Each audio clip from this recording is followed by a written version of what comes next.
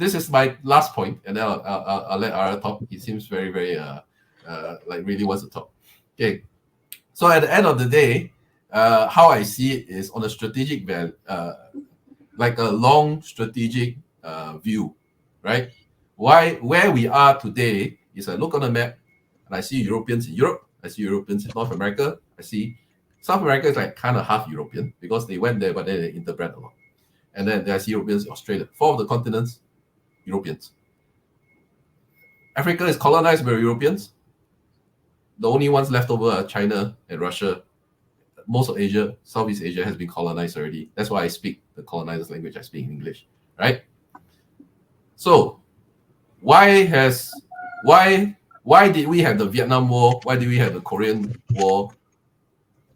Why? Because the US understood way before that. Napoleon was the first one that said, China is the sleeping dragon, don't go and disturb it. The US understood it needed to keep China down. Why did the US get involved and attack Japan? Yeah, we all know about Pearl Harbor, but why did it then commit to go and fight it back? Because there was this strong Asian power that they cannot allow to rise. So they took out Japan. And then China was this poor, messed up country, so they didn't bother to totally conquer it. The British went along to sell them drugs, but that's about it, right? China was too large to conquer. Russia, they took many, many tries.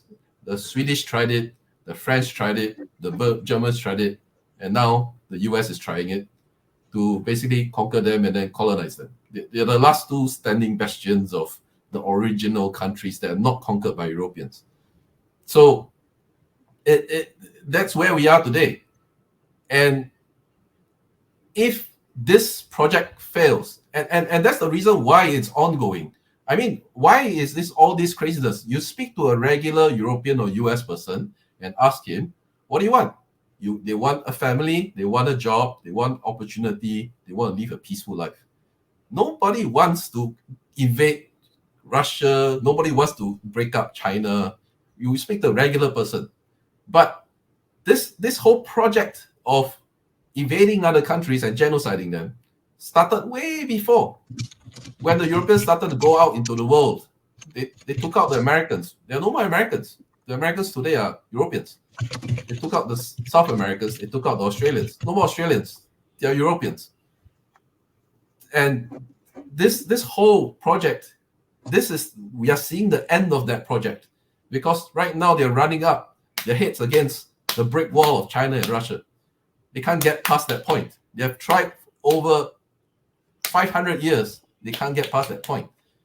So hopefully, once they realize that they will bang up against this wall and they are not willing to take the final step of risking themselves, and this them will be like the political elites and whatnot, they will just back off, relax, and go to be a normal country.